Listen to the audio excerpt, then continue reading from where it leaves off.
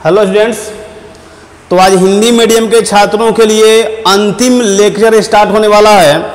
अभी तक हम लोग रासायनिक बलगतिकी में सारे लेक्चर ख़त्म कर लिए थे। आज मेरा जो है वो लास्ट लेक्चर होगा। इसके बाद आपका रासायनिक बलगतिकी जो पाठ है वह ख़त्म हो जाएगा। ठीक है, तो आइए हम चलते हैं। देखिए स्टूडेंट्स, पिछले लेक्चर में आप लोग को शून्य कोटि अभिक्रिया खत्म हो गया है, प्रथम कोटि अभिक्रिया खत्म हो गया है। आज हम स्टार्ट करेंगे द्वितीय कोटि अभिक्रिया। ध्यान दीजिएगा, द्वितीय कोटि अभिक्रिया एनसीईआरटी बुक में नहीं दिया हुआ है। ठीक सब, तब क्यों पढ़ा रहे हैं इसको? तो इसलिए पढ़ा रहे हैं, दिया हुआ नहीं है। फिर भी द्वितीय कोटि अभिक्रिया के लिए वेग स्थिरांक यानी के का मात्रक पूछ देता है। क्या होता है इसका मात्रक, समझे? इसके बाद तो द्वितीय कोटि का मात्रक पूछेगा। इसके बाद आपको इसी लेक्चर में बताएंगे हम nth कोटि अभिक्रिया। nth कोटि अभिक्रिया का मतलब ये सबके लिए है, शून्य कोटि के लिए भी यह सही आएगा। अब बता देंगे आपको कि nth कोटि अभिक्रिया के लिए k का मात्रक क्या होता है। तो k का मात्रक जब nth का बताएंगे ना तो वह सबके लिए होगा। प्रथम कोटि के लिए भी हो जाएगा, शून्य कोटि के लिए भी और द्वितीय कोटि के लिए भी हो जाएगा। समझ रहे हैं ना? तो लास्ट में आपको nth कोटि। आज के क्लास में दो ही टॉपिक है, द्वितीय कोटि अभिक्रिया और nth कोटि अभिक्रिया। ठीक है, तो आइए मेरे साथ आप लोग हेडिंग लिखिए, द्वितीय कोटि अभिक्रिया। माइंड को आप लोग बोर्ड पर कंसंट्रेट करेंगे, थोड़ा सा इधर करेंगे, डिस्टर्ब करेंगे, खत्म हो जाएंगे, बाउंस कर जाएगा पूरा। तो मेरे साथ आप लोग हेडिंग लिखेंगे द्वितीय कोटि अभिक्रिया। द्वितीय कोटि अभिक्रिया सेकेंड ऑर्डर रिएक्शन। आज का टॉपिक यहीं से स्टार्ट होगा। ध्यान दीजिएगा, अगर आप लोग पीछे वाला लेक्चर पढ़ते होंगे तो आप लोग को पता होना चाहिए कि प्रथम कोटि अभिक्रिया क्या होता है, शून्य कोटि अभिक्रिया क्या होता है, क्योंकि ये दोनों खत्म हो गया है। ठीक है, तो एक बार आपको हम रिवीजन करा दे रहे हैं। वैसा रासायनिक अभिक्रिया जिसका वेग केवल एक सांद्रण पद पर निर्भर करेगा उसको हम बोलते हैं प्रथम कोटि का अभिक्रिया। केवल एक सांद्रण पद पर निर्भर करेगा उसको प्रथम कोटि। और इसमें बताएंगे कि वैसी रासायनिक अभिक्रिया जिसका वेग दो सांद्रण पदों पर निर्भर करता हो उसको हम बोलेंगे द्वितीय कोटि अभिक्रिया। क्लियर हुआ? नहीं समझ में आया? देखो, जैसे देखो ये A बना रहा है P, ये हो गया अभिकारक, ये हो गया उत्पाद। तो बोलिए तो ये अभिकारक कितना है? अरे एक ही ना है ये, तो ये कहेंगे प्रथम कोटि का अभिक्रिया है। लेकिन मान लीजिए कि ऐसे दिया हुआ है A + B और बना रहा है उत्पाद P। अब बोलो सांद्रण पद कितना है? एक ये है और एक ये है, नहीं एक है ना, तो एक ये और एक ये कितना हो गया? दो। तो हम कहेंगे ये द्वितीय कोटि का अभिक्रिया हो जाएगा। क्लियर हुआ? तो आइए मेरे साथ आप लोग इसका परिभाषा लिख लेते हैं। लिखेंगे वैसी रासायनिक अभिक्रिया, माइंड में सेट करते चलिएगा, वैसी रासायनिक अभिक्रिया जिसका वेग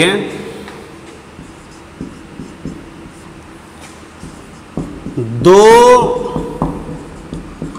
सांद्रण पदों पर निर्भर करता है द्वितीय कोटि अभिक्रिया कहलाती है। द्वितीय कोटि अभिक्रिया कहलाती है। क्लियर है? जैसे आप लोगों को एग्जाम्पल अगर देना होगा तो यहीं दे देंगे, A + B ये बना रहा है P, तो एक ये है और एक ये है, दो होगा, तो ये कहेंगे द्वितीय कोटि का। कह रहा है ना कि दो स्थानापन्न पदों पर, तो दो स्थानापन्न पद, एक ये और एक ये, दो है, तो ये द्वितीय कोटि का अभिक्रिया हो जाएगा। क्या कोई दिक्कत है? चलो इसको जल्दी प्रिंट करो, मिटाएंगे। हो गया? चलिए अब हम आ रहे हैं कि द्वितीय कोटि अभिक्रिया का वेग समीकरण कैसे लिखेंगे। प्रथम कोटि का बता दिए थे, शून्य कोटि का हो गया है। अब हम आ रहे हैं द्वितीय कोटि का वेग समीकरण, ठीक है। तो आइए मेरे साथ आप लोग हेडिंग लिखेंगे वेग समीकरण, माइंड में सेट करते चलिएगा। आज ये अंतिम लेक्चर है। चलिए लिखेंगे वेग समीकरण, वेग समीकरण, रेट इक्वेशन, रेट इक्वेशन। देखिए कैसे हम लिखेंगे वेग समीकरण। तो कोई अभिक्रिया आपको लेना पड़ेगा। चलिए हम ले लेते हैं जो सबसे फेमस एग्जांपल है A + B, ये बना रहा है उत्पाद P। तो ये एक है और ये एक है, टोटल कितना? दो। तो कहेंगे ये द्वितीय कोटि का अभिक्रिया है। क्लियर है? अगर इस तरह से नहीं दिया हुआ है तो कुछ लोग इस तरह से भी देते हैं, ध्यान देते रहना। 2A उत्पाद बना रहा है P, आपसे कोई पूछेगा कि ये किस कोटि का अभिक्रिया है, कहना कि द्वितीय कोटि का है। बोलो तो ये कितना पद है? दो। दिखाई दे रहा ना यहाँ? अगर ऐसे रहेगा तो ये प्रथम कोटि का हो जाएगा, क्योंकि यहाँ पर क्या हो गया, अब एक हो गया ना, तो ये प्रथम कोटि।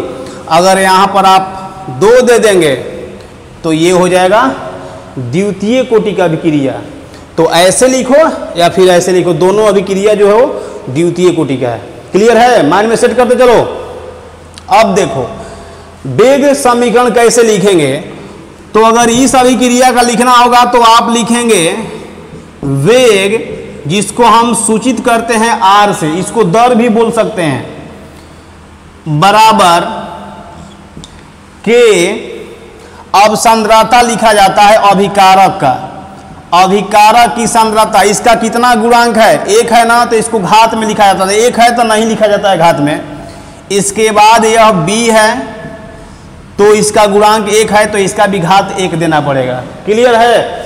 अगर आपसे कोई पूछ दे कि कोटि क्या होता है, तो कहना कि वेग समीकरण में अभिकारक के सांद्रता के घातों का योगफल कोटि होता है। तो ये वेग समीकरण हो गया। अभिकारक का सांद्रता ये हो गया, ये हो गया, तो घातों का सम, तो एक यहाँ है एक यहाँ है, कितना हो जाएगा? एक और एक दो। तो कहेंगे द्वितीय कोटि का अभिक्रिया है। दो आया ना, तो उसी तरह से बोलेंगे। अगर ये अभिक्रिया दिया हुआ है तो आप लिखेंगे इसका वेग, यानी कि R बराबर K, और फिर बोलो अभिकारक की सांद्रता A का बोलो कितना है? दो है ना, तो यहाँ पर दो दे देंगे। अब कोई पूछेगा कि इसका बोलो कोटि, तो कोटि क्या करना है?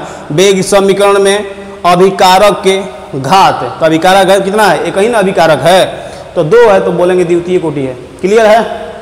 अब ध्यान देना, इसको तो पता ना के क्या होता है। अब पूछना मत कि के क्या होता है, अभी तक पूरा लेक्चर में यही चल रहा है कि के दर स्थिरांक या वेग स्थिरांक होता है। तो आपको माइंड में सेट होना चाहिए, पूरा लेक्चर पढ़ते होंगे तो पता रहेगा।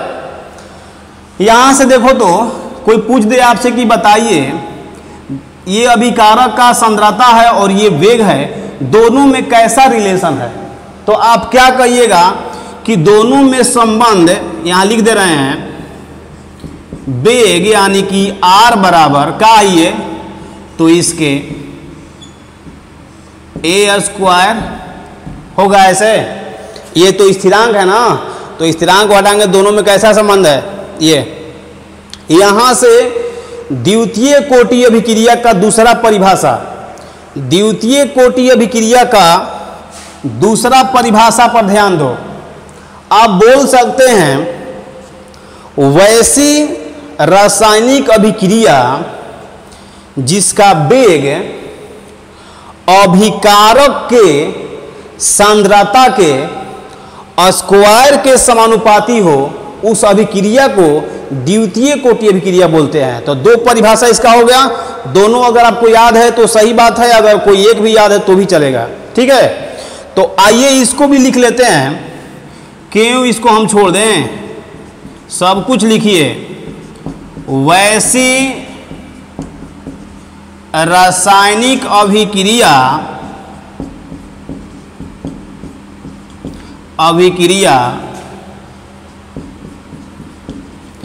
जिसका वेग अभिकारक के सांद्रता के वर्ग के समानुपाती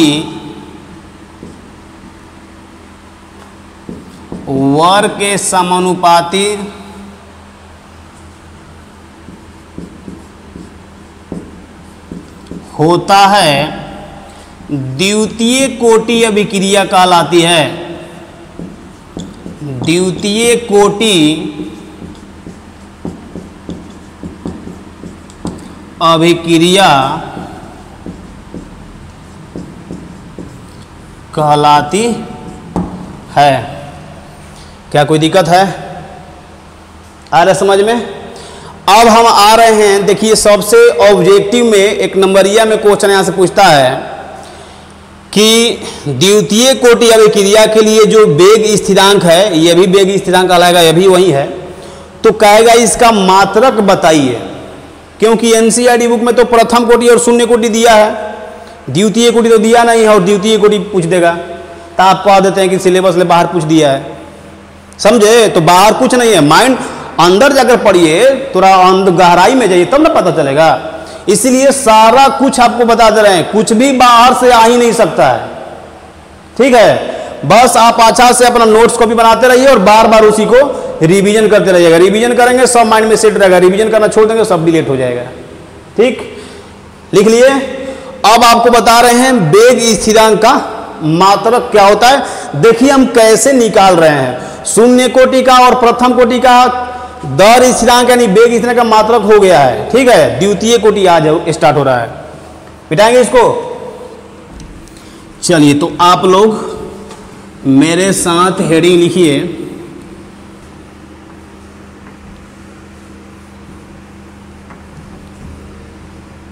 आइए,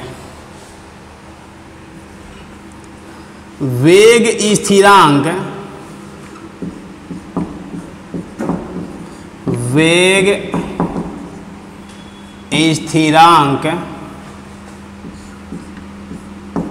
के का मात्रक। के का मात्रक, तो पहले नंबर वेग समीकरण आप लोग लिख लीजिएगा। तो ध्यान दीजिए यहाँ पर हम कैसे निकाल रहे हैं। वेग यानी कि R बराबर K और अभिकारक के सांद्रता का स्क्वायर, इसको हम ले रहे हैं। क्लियर है? अब आपको पता होना चाहिए कि वेग यानी कि दौड़ का मात्रक क्या होता है। तो ये रासायनिक बलगतिकी जब स्टार्ट हुआ था, शुरू हुआ था, तो ये पहला क्लास में यानी कि पहला लेक्चर में आपको हम बताए हैं वेग यानी कि दर का मात्रक क्या होता है। अगर पढ़ते होंगे तो आपको याद होगा, नहीं अगर याद है तो जा करके प्रथम लेक्चर को आप लोग देख लेंगे, लेक्चर नंबर 1। तो इसका मात्रक होता है मोल बाई लीटर बाई सेकेंड। मोल पर लीटर पर सेकेंड होता है वेग का मात्रक। के का मात्रक हमको निकालना है तो के ही छोड़ दीजिए। ये क्या है?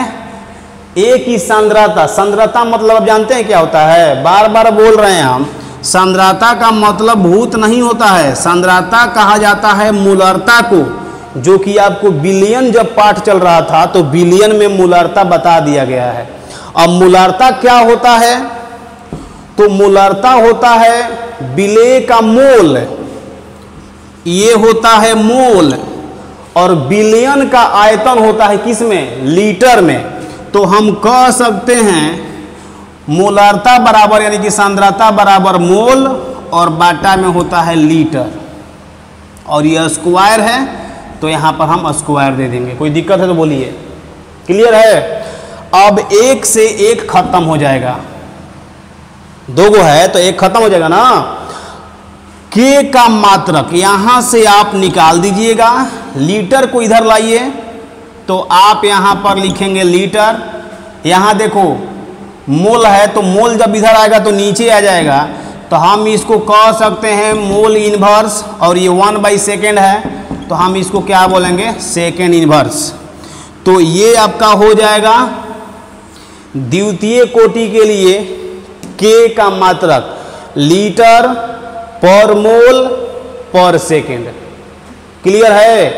अब देखिए एग्जाम में क्या करता है कि थोड़ा सा नाटक भी कर सकता है, मतलब ऐसा पूछेगा द्वितीय कोटि का मात्रक बताइए, द्वितीय कोटि का मात्रक बताइए किसका? के का, और ऑप्शन में जो देगा 4 उसमें ये दिया ही नहीं है, तो आप कह देंगे कि ऑप्शन में है ही नहीं, क्वेश्चन ही गलत है। ठीक है? तो देखिए क्वेश्चन में आपको क्या कैसे आपको भूलवा सकता है।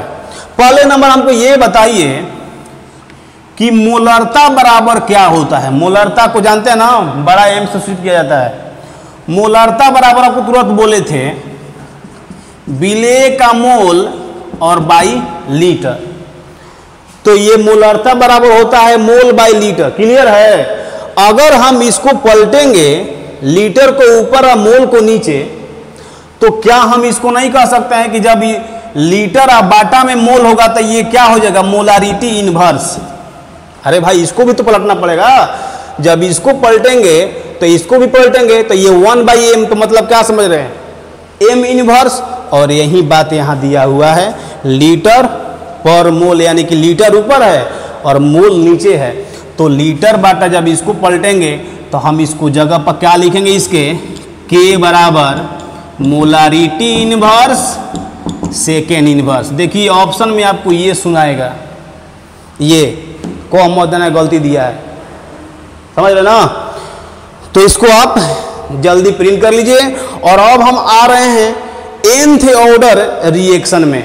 nth ऑर्डर रिएक्शन में आएंगे, इसको जल्दी से आप लोग प्रिंट कीजिए और हेडिंग लिखेंगे nth order reaction. nth order reaction में माइंड को आप लोग यहीं रखेंगे, मार्केट में नहीं रखेंगे। मार्केट में रखे हैं तो मार्केट में रखें तो रखिए, अपने बाउंस करेगा।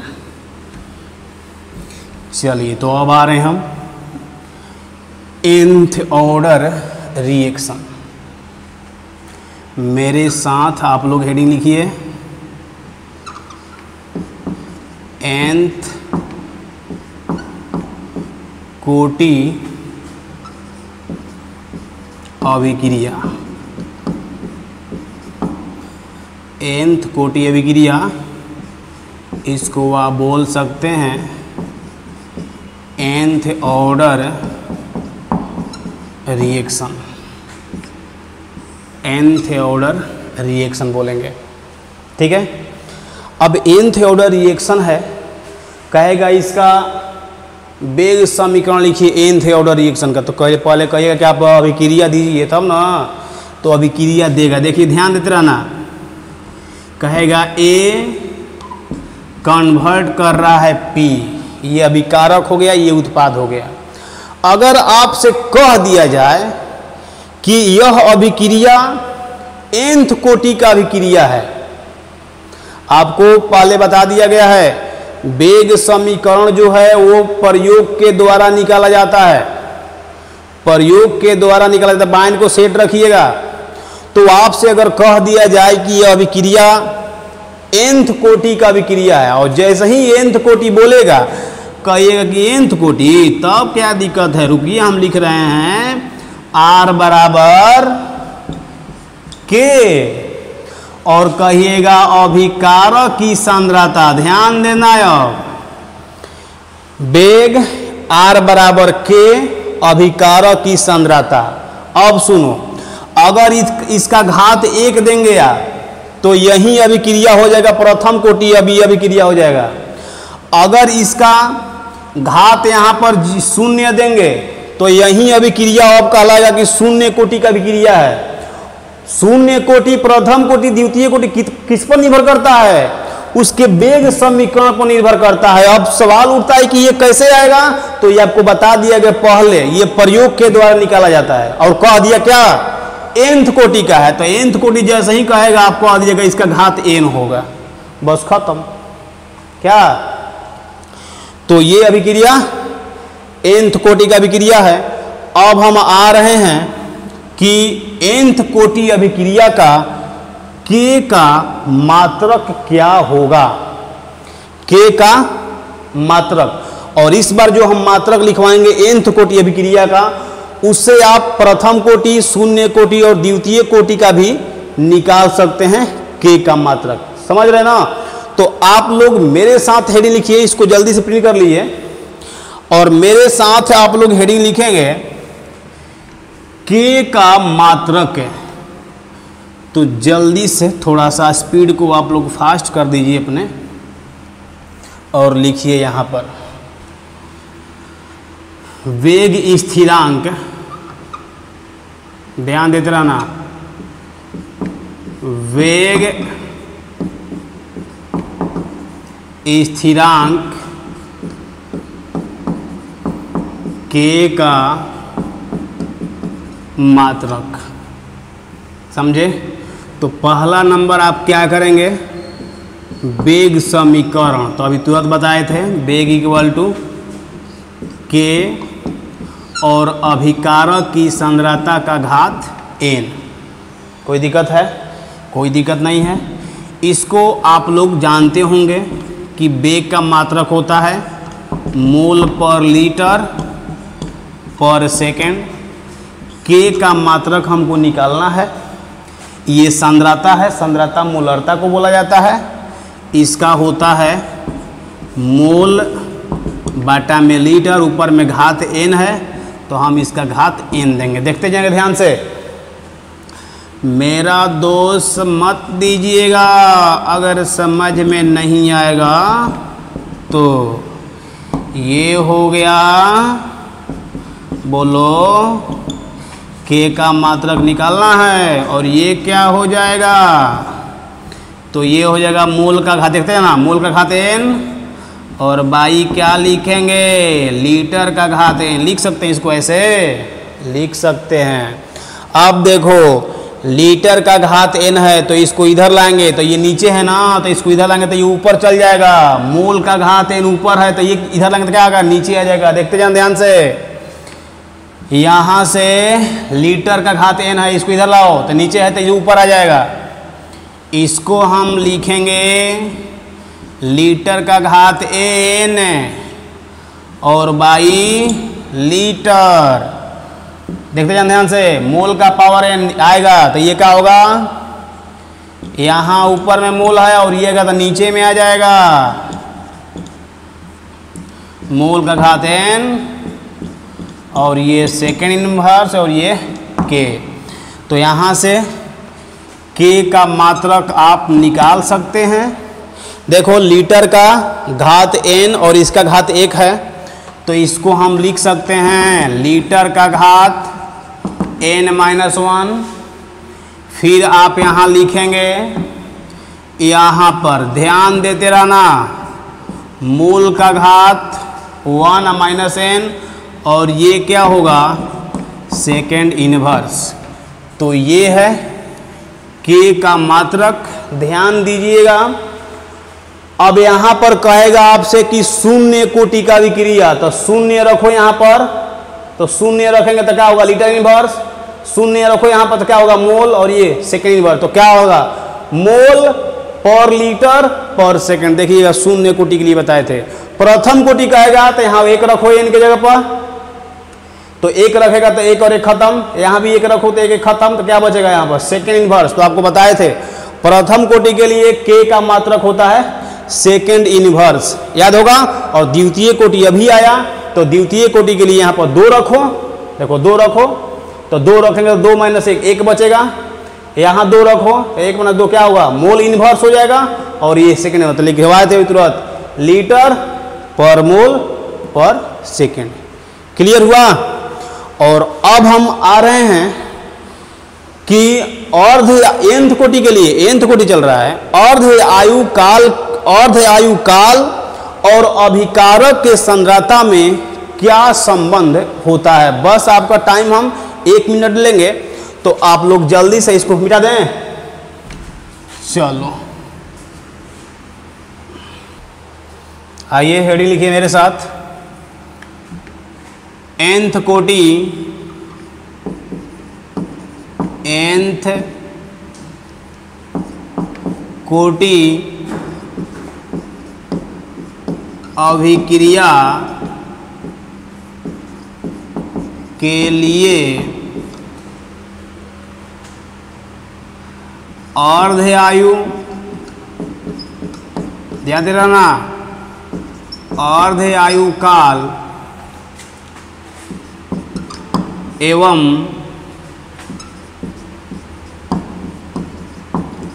अभिकारक के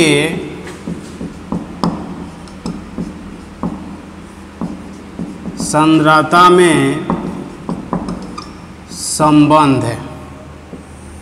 ठीक है, तो इसको आप लोग डायरेक्ट याद रखेंगे। अर्ध आयु काल समानुपाती होता है अभिकारक की सांद्रता, अभिकारक की सांद्रता 1 माइनस n। अब आपसे कह देगा कि शून्य कोटि के अर्ध आयु, शून्य कोटि का अर्ध आयु और अभिकारक के सांद्रता में कैसा संबंध है, तो यहाँ पर शून्य रख देना।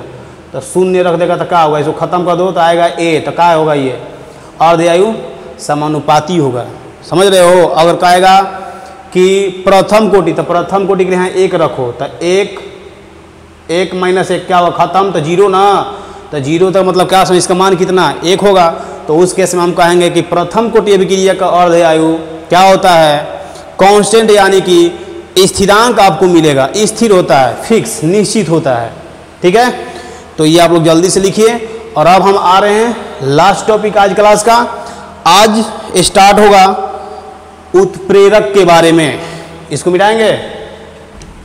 जल्दी से थोड़ा आप लोग लिखिए। अब लास्ट टॉपिक है उत्प्रेरक।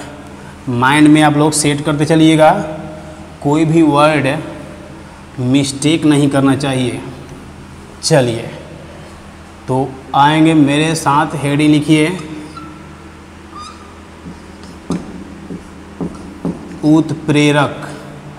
इसको बोलते हैं कैटालिस्ट। कैटालिस्ट उत्प्रेरक पीछे आया था जब आपको हम बता रहे थे अभिक्रिया के दर को प्रभावित करने वाले कौन कौन से कारक हैं, तो उसमें बताए थे उस उत्प्रेरक भी होता है। ठीक है, तो आइए सबसे पहले उत्प्रेरक का परिभाषा जानते हैं। ऐसे परिभाषा तो आप लोग को पता होगा, 9th 10th से पढ़ते आ रहे हैं तो पता होगा। वे पदार्थ जो बिना अभिक्रिया में भाग लिए हुए अभिक्रिया के दर को प्रभावित करते हों, बिना भाग लिए हुए, भाग नहीं लेगा, बिना भाग लिए हुए प्रभावित कर देगा, तो वैसे पदार्थ को हम बोलते हैं उत्प्रेरक। ठीक है, तो मेरे साथ आप लोग हेडिंग लिखिए वे पदार्थ जो बिना अभिक्रिया में, वे पदार्थ जो बिना अभिक्रिया में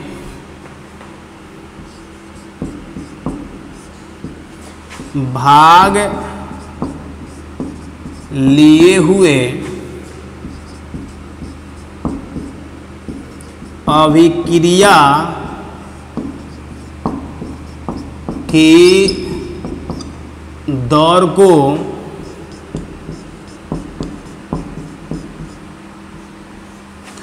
प्रभावित करते हैं उत्प्रेरक कहलाते हैं। उत्प्रेरक कहलाते हैं। कोई दिक्कत है इसमें? अब ध्यान देना, सबसे इसमें महत्वपूर्ण बात यह है कि अभिक्रिया के दर को प्रभावित कैसे करता है। नहीं तो ध्यान दीजिएगा, आपको अगले पॉइंट में बताने वाले हैं कि उत्प्रेरक अभिक्रिया के देहली ऊर्जा, संकीर्ण ऊर्जा और अभिक्रिया का पाथ तीनों को बदल देता है। आपको पता होना चाहिए, बोले थे पिछले लेक्चर में कि संकीर्ण ऊर्जा अगर ज़्यादा होता है तो अभिक्रिया का वेग घट जाता है, संकीर्ण ऊर्जा अगर कम रहता है तो अभिक्रिया का वेग बढ़ जाता है। तो पढ़ते होंगे तो पता होगा, ऐसे देखने से कुछ पता नहीं होगा। ठीक है, तो आइए मेरे साथ हेड लिखेंगे। अगला पॉइंट है उत्प्रेरक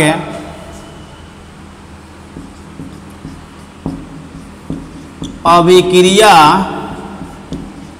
के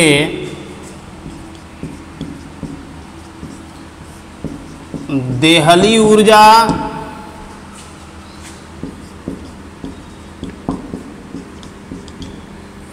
संकीर्ण ऊर्जा और अभिक्रिया का पाथ, अभिक्रिया का पाथ तीनों को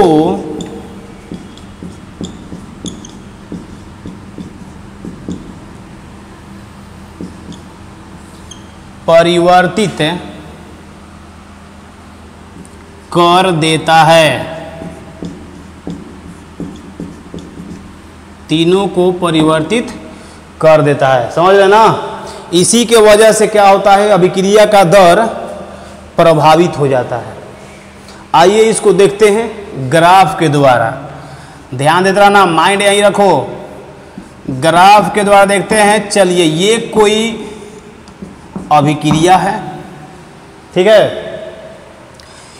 इस अभिक्रिया को कराना है तो ध्यान दीजिएगा, आपको बोले थे, अब पूछना मत कि देहली ऊर्जा क्या होता है ना? यहाँ पर पूछना मत। देहली ऊर्जा आपको बता दिए थे कि अभिक्रिया में भाग लेने के लिए जो न्यूनतम ऊर्जा चाहिए उस ऊर्जा को हम देहली ऊर्जा बोलते हैं, ठीक है। तो ये देहली ऊर्जा है। अब मान लीजिए कि ये क्या हो गया, अभिकारक है और ये बना रहा है उत्पाद P बना रहा है। तो अगर A का ऊर्जा यहाँ पर है, ध्यान दे रहा ना, A का ऊर्जा यहाँ पर है, तो जब यहाँ पर इसका ऊर्जा है तो अभी यह अभिक्रिया में भाग नहीं लेगा। जब तक इसका ऊर्जा यहाँ तक नहीं पहुँचेगा देहली ऊर्जा के बराबर, तब तक यह अभिक्रिया में भाग नहीं लेगा। तो हम क्या करेंगे, इसको ऊर्जा देंगे, समझ रहे हैं।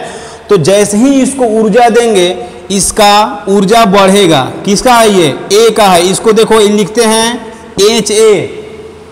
इसको बोले थे इंथैल्पी, पीछे में सब हो गया है। A का इंथैल्पी मतलब क्या समझ रहे हैं? A का ऊर्जा है ये। अब इसको ऊर्जा दीजिए तो ऊर्जा देखिए इसका बढ़ेगा बढ़ेगा, और जैसे ही पहुंचेगा देहली ऊर्जा के बराबर या यहाँ से अभिक्रिया में भाग लेगा और भाग लेकर के बना दिया उत्पाद। क्या बनाएगा? उत्पाद बना दिया P। क्लियर है? तो संकीर्ण ऊर्जा क्या होता है, सक्रिय ऊर्जा क्या होता है? तो ये होता है कि अभिक्रिया में भाग देने के लिए, भाग लेने के लिए जो ऊर्जा देना पड़ता है। तो ऊर्जा देखो, A का ऊर्जा इतना था, आप अभिक्रिया में भाग लेने कितना ऊर्जा दिए हैं? इतना दिए हैं, देख रहे हैं ना।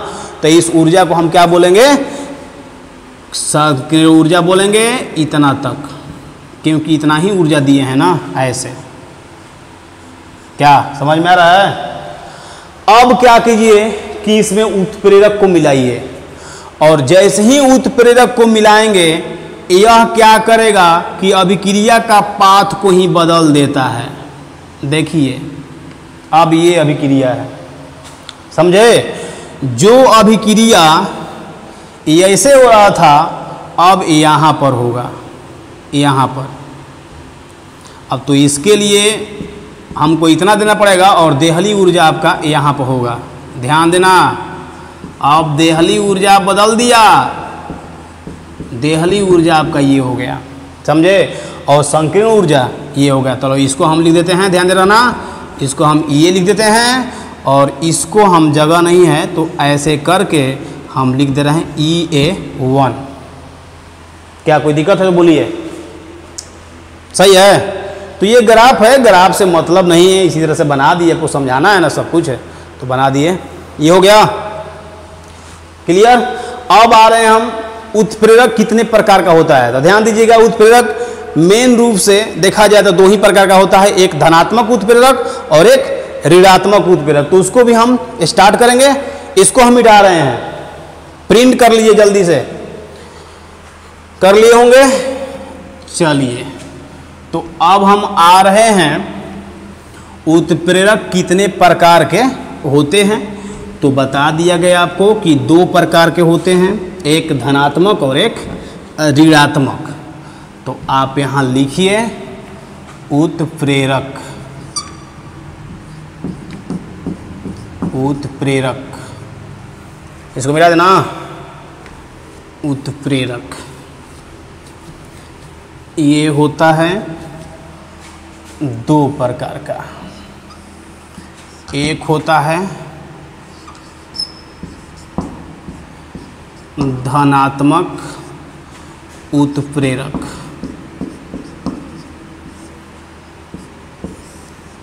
और एक होता है ऋणात्मक उत्प्रेरक।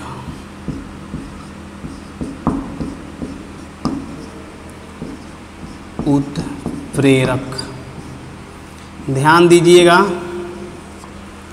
वैसा उत्प्रेरक जो अभिक्रिया के दर को बढ़ा देता है उसको बोलते हैं धनात्मक उत्प्रेरक, और वैसा उत्प्रेरक जो अभिक्रिया के दर को घटा देता है उसको हम बोलते हैं ऋणात्मक उत्प्रेरक। क्या कोई दिक्कत है, क्लियर है। तो आप यहाँ पर लिख देंगे धनात्मक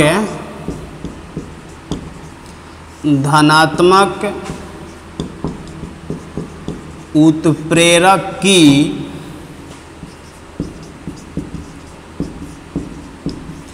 उपस्थिति में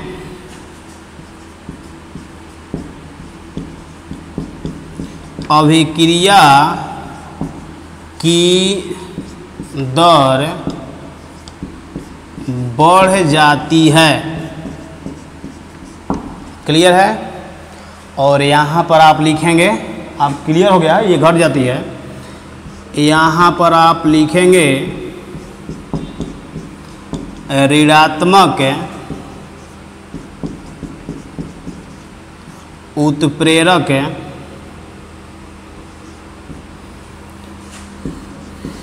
की उपस्थिति में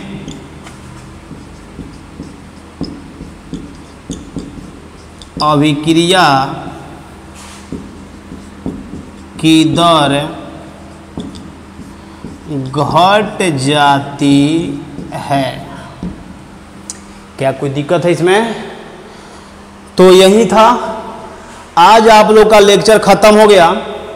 मिलेंगे हम आपसे अगले लेक्चर में न्यू टॉपिक के साथ। तब तक के लिए इतना ही पर ब्रेक लेंगे। ओके, थैंक यू आज क्लास में प्रेजेंट होने के लिए।